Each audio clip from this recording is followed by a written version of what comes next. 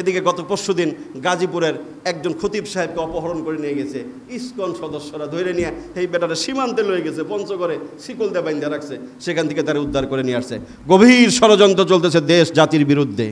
মালাউনরা কখনোই আমাদের বন্ধু হতে পারে না, ভারত আমাদের চিরশত্রু, হিন্দুরা এরা কখনোই আমাদের সাথে এদের সুসম্পর্ক হতে পারে না, এই কথা কোরআন বলে গেছে। অতএব শত্রুকে চিনবেন, শত্রু সম্পর্কে সজাগ থাকবেন। তারা সাম্প্রদায়িক উস্কানি দিয়ে সম্প্রীতি নষ্ট করতে চায়, দেশে অস্থিতিশীল পরিবেশ নষ্ট করতে চায়, কিন্তু ইমানদার বেঁচে থাকতে তাদের এই স্বপ্ন খাহেশ কোনোদিন পূরণ হবে না, ঠিক কিনা বলেন? সতর্ক থাকবেন। আপনার সন্তানকে, হিন্দু যুবকরা আপনার মেয়েকে প্রেমের ফাঁদে ফেলে তারা ধর্ষণ করতেছে, এটা তাদের একটা টার্গেট। হিন্দু মেয়েদেরকে তারা, হিন্দু যুবকদেরকে লেলিয়ে দিচ্ছে মুসলমান মেয়েদের পিছনে। এই বিষয়ে গার্ডিয়ান হিসেবে আপনি সচেতন থাকবেন। এই কর্মকাণ্ড যেখানে পাবেন, অন্যায় যেখানে পাবেন, সেখানেই প্রতিরোধ গড়ে তুলতে হবে। বর্তমান সময়ে যে সমস্যাটা চলতেছে, হিন্দু মুসলিম ছেলে মেয়ের মাঝে সংমিশ্রণ, প্রেম প্রীতি চলতেছে। আপনারা বর্তমান সাময়িক কিছু প্রেক্ষাপটে দেখেছেন, হিন্দু সনাতনী ধর্মাবলম্বী কিছু, এরা সব সময়, আল্লাহ কোরআনে বলেছেন ইহুদি 1 নম্বর দুশমন মুসলমানদের, 2 নম্বর মুশরিক, ইহুদি পৈত্তলিক। এরা সব সময় আমাদের বিরুদ্ধে ষড়যন্ত্র করতেই থাকে। পূজা আসলে আমরা সম্প্রীতির গান গাই, পূজায় পূজায় যে ঘুরি, ওই সম্প্রীতির প্রতিদান দেয়। নর্থ সাউথ বিশ্ববিদ্যালয় একজন কোরআন শরীফ পড়াইছে, দেখেন নাই? প্রশাসন বলে পাগলা, ওটা মনে হয় পাগলা, এই বেটা পাগলা, পাগলা থাকবো, পাগলা কারো দে, পাগলা ভার্সিটিতে কী করে? এগুলো বিভিন্ন ব্যাখ্যা, আগে ফ্যাসিস্টের আমলে ব্যাখ্যা দিত একরকম, এখনও বিভিন্ন ব্যাখ্যা দিয়ে এদেরকে বাঁচানোর চেষ্টা করা হয়। গাজীপুরে 13 বছরটা মাদ্রাসা ছাত্রীকে ধর্ষণ করছে এই কতিপয় এই মালাউন হিন্দু যুবক মিলে, সেই মামলাটাও নরবরে চলতেছে, বিভিন্ন রকম ব্যাখ্যা দেওয়ার চেষ্টা চলতেছে। এরপরে বুয়েটের এক কুলাঙ্গার, বুয়েটের শিক্ষার্থী হিন্দু মালাউন, সেও মুসলিম নারীকে ধর্ষণ করে ফেসবুকে বিভিন্ন বড় বড় পোস্ট দেয়, নোংরা নোংরা তার পোস্ট সেখানে বিদ্যমান। মানুষকে পানি খাওয়ানো, পানির ব্যবস্থা করা। একজন সাহাবী, তার মা মারা গেছে, রাসূলকে জিজ্ঞাসা করছে, হুজুর আমি মার জন্য কি করতে পারি? রাসূল বলছেন সদকা জারিয়া করো। তিনি প্রশ্ন করেছেন আইয়ু সাদাকাতি আফজল, কোন সদকাটা উত্তম? রাসূল বলেছেন সাকিউল মা, পানি খাওয়ার ব্যবস্থা করো, পানি খাবার ব্যবস্থা করো, এটা একটা উত্তম সদকা জারিয়া। আপনি পৃথিবীতে পানির ব্যবস্থা করলেন, নলকূপ গেড়ে দিলেন, ট্যাঙ্কির ব্যবস্থা করে দিলেন, কূপের ব্যবস্থা করে দিলেন, মোটর লাগাই দিলেন, ফিল্টার লাগাই দিলেন, এরকম যত রকম পানি খাওয়ানোর ব্যবস্থা হতে পারে আপনি একটা ব্যবস্থা করলেন নিজের জন্য, যে আমি মরে যাব আমার জন্যই করলাম, অথবা আমার বাপ মা মারা গেছে তাদের জন্য করলাম। এটা যে কত বড় উত্তম সদকা জারিয়া। বুখারীর হাদিস আপনারা শুনেছেন, একটা বেশ্যা মহিলা কুত্তারে পানি খাওয়ায় জান্নাতে গেছে, সহিহ হাদিস, বুখারীর হাদিস।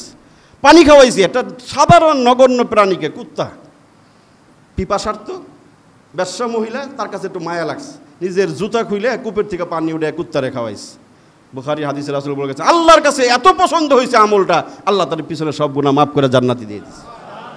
কুত্তারে পানি খাওয়ায় যদি জান্নাতে যাওয়া যায়, মানুষের পানি খাওয়ায় কি জাহান্নামে যাবে? সাকিউল মা, মনে রাখবেন এই আমলটা আমাদের দেশে নাই। মক্কা মদিনায় যারা গেছেন দেখছেন কিভাবে তারা মানুষকে পানি খাওয়ায়, এবং তাদের পানিগুলো ফ্রিজ আপ করা থাকে। প্রচণ্ড গরমের দেশ তো, ঠান্ডা পানি ফ্রিজ থেকে বের করে তারা এগুলো নিয়ে রাস্তার মোড়ে মোড়ে দাঁড়ায় থাকে। আমি যতবার দেখেছি, যারা গেছেন তারাও দেখেছেন, জোর করে পানি উঠায় দিতেছে, মিনারেল বোতল যেগুলো আছে পানি দিতেছে, জায়গায় জায়গায় পানির ব্যবস্থা তারা করছে। তো এটা উত্তম সদকা জারিয়া। এবং বাংলাদেশেও দেখবেন বিভিন্ন মসজিদ তার নলকূপ বেড়ে দেয় না? ওই যে শীষমহল মসজিদ একটা সাইনবোর্ড দেখছিলাম অনেক আগে, বিদেশি সংস্থা, ওটার মধ্যপ্রাচ্যের মানুষগুলো এই কাজগুলো, এই সদকা জারিয়াগুলো বেশি করে, মসজিদ বানায় আর নলকূপের ব্যবস্থা করে। এটা আমাদের দেশে কালচারটা নাই, কিছু কিছু জায়গায় থাকতে পারে। কিছুদিন আগে আমি বসুন্ধরায় ঢুকছি, মেন গেট দিয়ে বাম দিক দিয়ে, দৃশ্যটা দেখে ভালো লাগছে। অনেক বাসার বাহিরে আমি এই কলের ব্যবস্থা দেখলাম। প্রথম মনে করছি হয়তো দারোয়ান ড্রাইভারগুলিকে দিছে, পরে দেখলাম না, বাহিরের দিকে কল দিয়ে দিছে এবং লেখা আছে বিশুদ্ধ খাবার পানি। আমি বসুন্ধরা ইসলামিক রিসার্চ সেন্টারে, এখানে উচ্চতর হাদিস গবেষণায় আমি 2 বছর পড়ালেখা করছি, ওই মাদ্রাসায় যাচ্ছিলাম। তো মাদ্রাসার সামনের বাসাগুলো দেখলাম, বড় বড় বড় লোকের মানুষের বাসা, ওইখানকার ওই পানির ব্যবস্থা। আমি মাদ্রাসা থেকে বের হয়ে আমি নিজেও পানি খাইলাম। তা আমি বললাম এই আমলটাই এলাকায় চালু হয়েছে, মাশাআল্লাহ। অনেক বাসায়, একটা দুটো না, বেশ অনেক বাসায় আমি এই দৃশ্যটা দেখলাম, যে তাদের সীমানা প্রাচীরের বাহিরে এই পানির ব্যবস্থা তারা করে দিয়েছে, আলহামদুলিল্লাহ। তো এইটা উত্তম একটা সদকা জারিয়া, চেষ্টা করবেন নিজের জীবদ্দশায় করতে।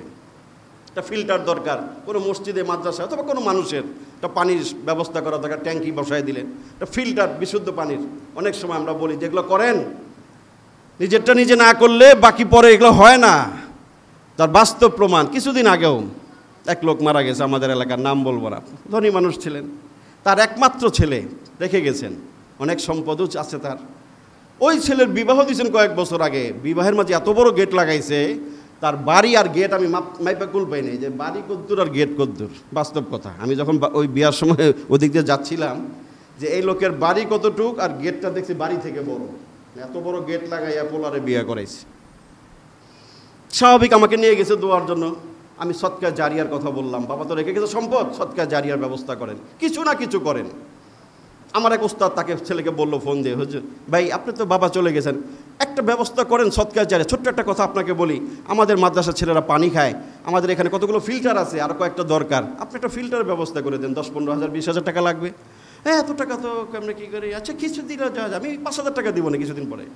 তার বক্তব্য মানে আমি যদি না করি কি হতে পারে, এই জন্য এক্সাম্পল আমি বলতেছি। নগদ 5 দিন 10 দিন 20 দিন গেছে, আর খবর নাই।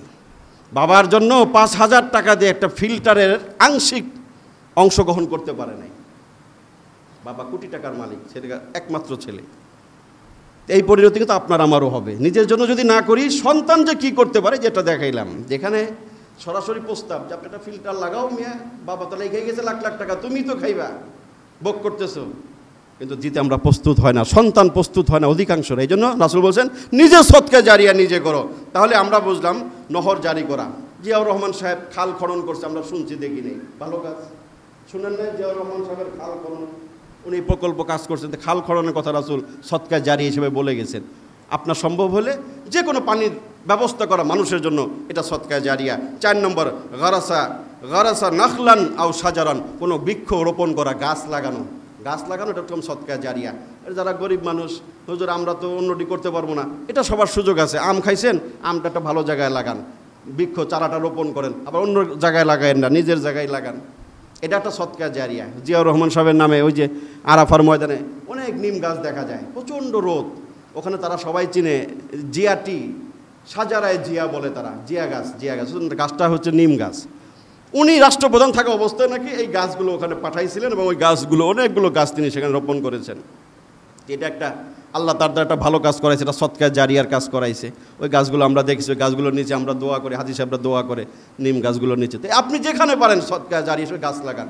রাসূল বলছেন, বুখারী মুসলিম শরীফের হাদিস, কেউ যদি একটা গাছ লাগায়, সেটা হতে পারে কোনো ফলবান বৃক্ষ অথবা কোনো শস্য, হ্যাঁ শাকসবজি, যে কোনো গাছ, এবং সেখান থেকে যদি পাখি খায়, বুখারীর হাদিস, পাখি খায়, মানুষ খায়, জঙ্গলি কোনো প্রাণী খায়, অথবা চোরেও যদি খায়, চোরের কথাটাও আছে, আও আকালা সারেক, চোরেও যদি খায়, আল্লাহ রাসূল বলছেন ওই ব্যক্তি যে গাছ লাগাইছে তার জন্য সদকা জারিয়ার সওয়াব হবে।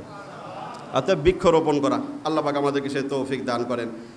এরপরে 4 নম্বর 5 নম্বর হচ্ছে আও বানা মসজিদান, মসজিদ বানানো, এটা প্রথম সদকা জারিয়া। তো এটার জন্য পয়সা লাগে।